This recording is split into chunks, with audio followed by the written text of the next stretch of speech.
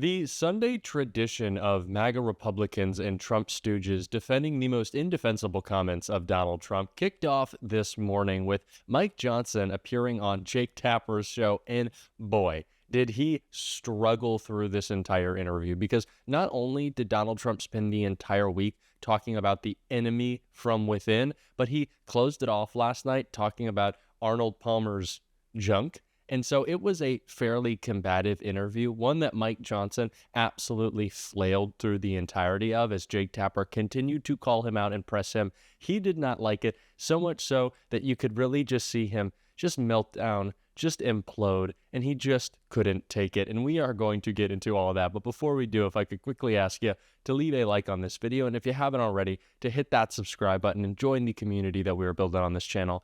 Goes a long way, and it really means the world to me. Now let's get into this crazy interview with Mike Johnson. One of the first things you did when you joined Congress was to create the Honor and Civility Caucus. Does wanting to use the military against political opponents, would that pass muster with the Civility Caucus? That's not... Jake, you know that's not what he's talking about there. What he's talking about is marauding gangs of dangerous, violent people who are destroying public property. He talked about Adam Schiff and threatening the Pelosi's. other American citizens. He's not talking. I mean, Governor Youngkin tried this with me too. That's not. He was very clear. Let me play, because he was asked about this later on, because Fox always likes to give Donald Trump an opportunity to clean it up, and he always says, "No, I said what I meant." Here's what he said when asked about it the next day. It is the enemy from within, and they're very dangerous. They're Marxists and communists and fascists, and they're sick.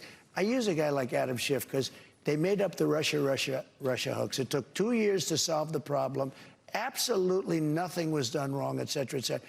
They're dangerous for our country. We have China, we have Russia, we have all these countries. If you have a smart president, they can all be handled. The more difficult are, the Pelosi's, these people, they're so sick. And they're so evil. That's what he's talking about, using the U.S. military against, not marauding gangs of Venezuelan. Wait a minute. Adam hold on. Schiff, Nancy Pelosi's husband, Paul. So let me just say, if a Democratic presidential candidate said that you and your wife were evil and that the military should be used against you, I would say that's disgusting. Well, thank you. And some have said that about us because they don't like my politics. I did not hear President Trump in that clip say he's going to sic the military on Adam Schiff. That's not what he's saying. You got two different clips in two different contexts. What President Trump is talking about is that they have been attacking and maligning him from the day he came down that golden escalator. Everybody knows that's true. In 2015, 2016, that's when this began.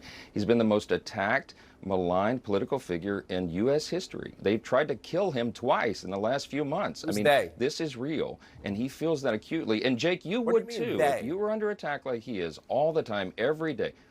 They, I mean Iran, who has assassination attempts out against him. But I that's mean, not crazy, dangerous people Adam in the Schiff country who and Nancy get Pelosi on are not rooftops trying and to take shots. assassinate Donald Trump. I mean, there's this conflation of anybody. They're not, Jake. They're not. But no, but the political attacks have been relentless, and they have been baseless, and they made up the Russian collusion hoax, and they went after him, and have been going after him ever since. They tried to impeach him twice. I mean, they've done real damage in the American psyche. What I'm talking about is the political attacks that are so over the top. Kamala Harris has used language saying he's so dangerous to the country. I mean, I've had colleagues in the House say he must be eliminated. He must be extinguished. He's literally talking about this taking stuff the is over the top. military You know and against Democrats. I mean, he's literally talking. No, he's not. No, yes, he is. No, he's not, Jake. No, he's not. No, he's talking about using the National Guard and the military to keep the peace in our streets. In the summer of 2020, that my Democrat colleagues call the summer of love, it was crazy. It was mayhem, and Democratic progressive mayors and governors allowed it to go on, including Tim Walz, who allowed Minneapolis to burn, and it's still not rebuilt. Look, Trump is talking about restoring law and order, and I'm telling you, you can mock it. People in the media can mock it, but that resonates with the American people. They are sick of being afraid on the streets of their cities. Donald Trump can bring order back to the chaos. They know that. So they're willing to give a little on his, social media posts and some fun language he uses at rallies. He called January 6th a day of love. He said that the January 6th criminals, the prisoners who violently attacked your place of work, he compared them to the victims of Japanese internment camps. And that guy is in favor of law and order?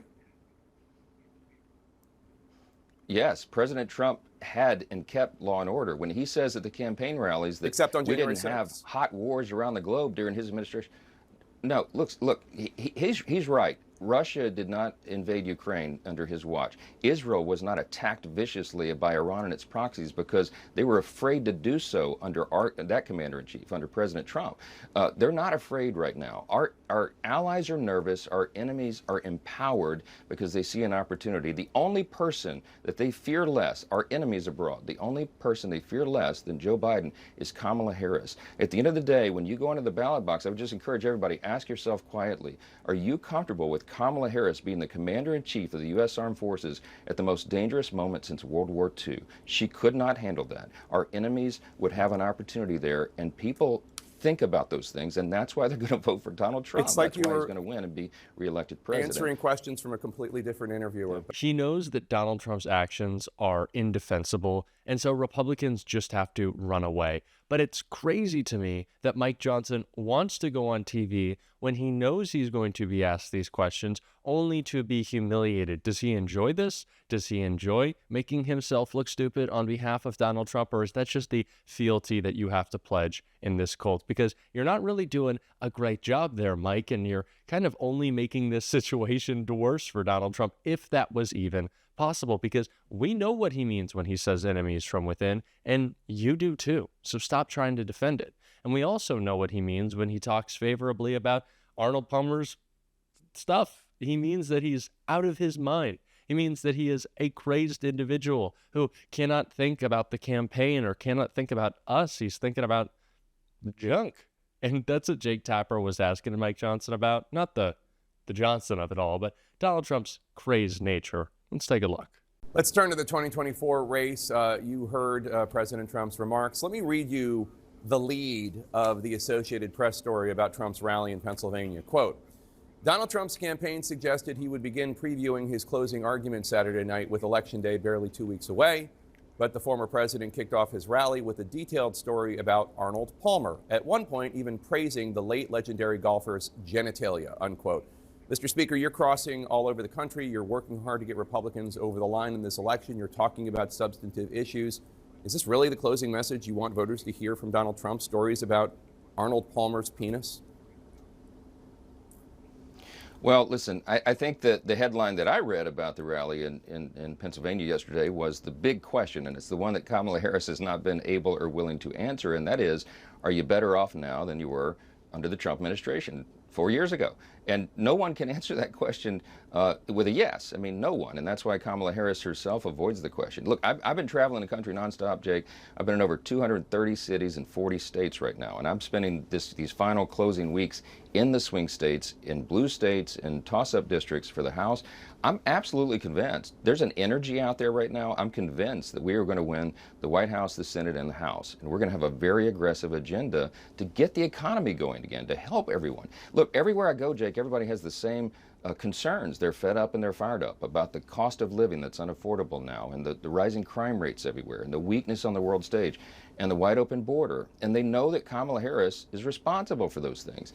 And they know that President Trump is offering alternatives. So put the rhetoric aside, look at the record of these two candidates. This shouldn't be about personalities, it should be about policy. And I think people are looking at that seriously, and that's why I'm convinced we're going to win. I'm sure that you think that a policy debate would be better than a personality debate, but if President Biden had gone on stage and spoke about the size of a pro golfer's penis, I think you would be on this show right now saying you were shocked and appalled, and you would suggest it was evidence of his cognitive decline. I wonder how Trump's remarks, not just the one about Arnold Palmer on his, quote, manhood, but everything we've heard from Trump this week, how it fits in with the analysis that the New York Times offered a few days ago. They looked at his speeches from 2015 and 2016 and looked at his speeches today and said, quote, with the passage of time, the 78-year-old former president's speeches have grown darker, harsher, longer, angrier, less focused, more profane, and increasingly fixated on the past. I know you want to talk about policy, and I respect that, but the reason that Donald Trump is not up 10 points is because of comments like that one. where people do have concerns about his fitness, his acuity, and his stability. Why is he talking about Arnold Palmer's penis in front of Pennsylvania voters? Jake, you seem to like that line a lot. Let me tell you that Donald Trump is doing rallies nonstop around the country. Let me just say something. I don't want to be talking about this. Right. Donald Trump is out there saying it. It is. But you continue to. Let's talk about. Because you won't address Wait a minute. it. Hold on. You won't address it. He is out there talking to No, voters. I'll address it. Donald Trump has always been too unfit and too deranged and dangerous to be president, but we also now have to focus on those around him, the political appointees in his cabinet. Of course, J.D. Vance, those throughout his administration who he wants to give unchecked power to and really just say they can do whatever they want because the Supreme Court has told Donald Trump he's a dictator. Why can't Donald Trump give unchecked power to those around him? It's going to be not only his danger, but the danger of his cult that should scare us all, and those people will only be empowered by Donald Trump's cognitive decline. We cannot allow that to happen. We have to turn out, we have to call it out, and we have to vote.